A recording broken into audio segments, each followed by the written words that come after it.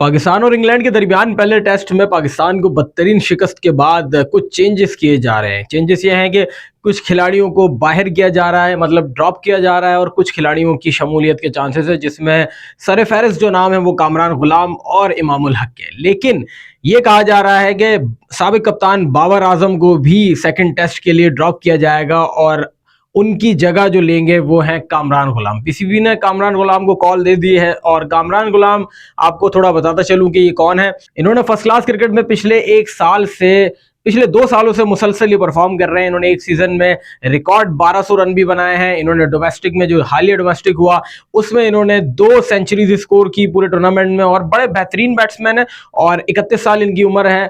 Deserve करते हैं team में रहना, ये इसमें कोई दो राय नहीं है। कंटिन्यूसली परफॉर्म कर रहे हैं और सिस्टम का हिस्सा है और परफॉर्म करके आ रहे हैं। लेकिन अफसोस की बात यह है कि सिस्टम का हिस्सा होने के बावजूद कुछ लोगों की लाइकिंग में नहीं है, इसलिए टीम में नहीं आ पा रहे। वरना जिस हिसाब से ये परफॉर्म कर रहे हैं, इनको मुसलसल टीम में रहना चाहिए। और मैं कहता हूं कि जिस हिसाब से उन्होंने परफॉर्म किया है, इनको खुला चांस देना चाहिए। अब बाबर आजम को ये हो सकता है रिप्लेस कर दें।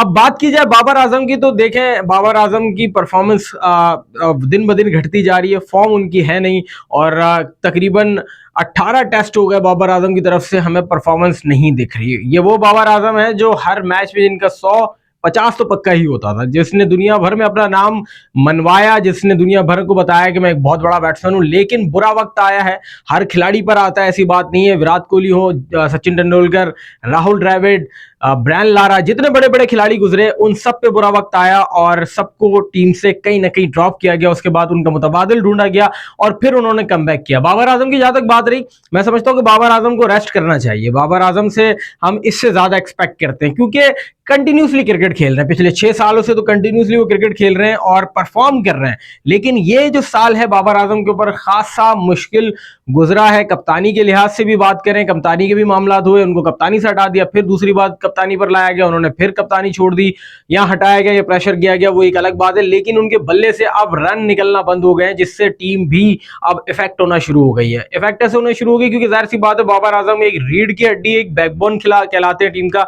जब जब वो परफॉर्म करते हैं, टीम आपकी जीतती है, इस बात में कोई दो राय नहीं। लेकिन अब बाबर आजम लंबे स्कोर नहीं कर पा रहे। 30-40 से ज्यादा बाबर आजम रन नहीं कर सकते, और जाहिर सी बात उन्होंने एक बार सेट कर दिया है कि उनके 30-40 रन पे आवाम जाहिर सी बात है खुश नहीं होती। बाबर आजम को मुसलसल तनकीद का निशाना बनाया जा रहा है और पाकिस्तान की मुसलसल हार का इल्जाम भी बाबर आजम पे लगाया जा रहा है। तो जो लोग ये बात कर रहे हैं कि सिर्फ बाबर आजम की वजह से टीम इफेक्ट हो रही है, तो ये इंतहाई गलत बात है। भाई सिर्फ बाबर आजम नहीं है, तमाम पूरी टीम आपकी परफॉर्म नहीं कर रही। क्या बॉलिंग बाबर आजम कर रहे हैं? क्या विकेट कीपिंग बाबर आजम कर रहे हैं? क्या स्लिप पे कैचेस बाबर आजम छोड़ रहे हैं? क्या कप्तानी बाबर आजम कर रहे हैं? या चौथे इनिंग में जो पहली इनिंग में 100 पे 100 डाल रहे हैं, वो चौथे इनिंग में फ्लॉप हो रहे हैं, उनको बाबर आजम फ्लॉप होने कह रहे हैं? कंटिन्यूसली पाकिस्तान टीम का जवाल पे जवाल आता जा रहा है, जिसका मुसलसल जिम्मेदार फर्दे वाहिद बाबर आजम को ठहराया जा रहा है। क्योंकि जाहिर सी बात है, जिसके चाहने वाले होते हैं उसके तनकीद करने वाले भी होते हैं। और अफसोस से कहना पड़ेगा कि तमाम जो लोग हैं, जो एक मखसूस तबका है, वो बाबर आजम के पीछे पड़ गया है, बाबर आजम के खिलाफ हो गया है।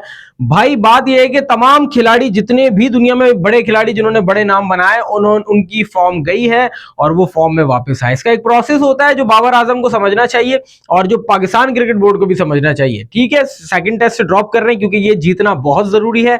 जीतना इसलिए जरूरी है, एक तो पाकिस्तान क्रिकेट का जो जवाल है वो हट नहीं रहा। पाकिस्तान क्रिकेट, जो क्रिकेटर्स का कॉन्फिडेंस है वो खराब हुआ है। जाहिर सी बात है, आप अपने जब घर में हारते हैं ना, तब आपके अंदर एतमाद की कमी आ जाती है। तो सबसे बड़ा मसला ये है।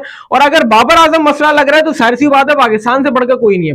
बाबर आजम को ड्रॉप कर दे, मसला नहीं है। और कामरान गुलाम की जहां तक बात है, कामरान गुलाम को टीम में होना बहुत जरूरी है। लेकिन बात सिर्फ इतनी है कि एक फर्द वाहिद, एक बाबर आजम ही को क्यों निशाना बनाया जा रहा है? वजह सिर्फ यही है कि जिसके चाहने वाले इतने होते हैं ना, उसको तनकीद करने वाले भी होते हैं।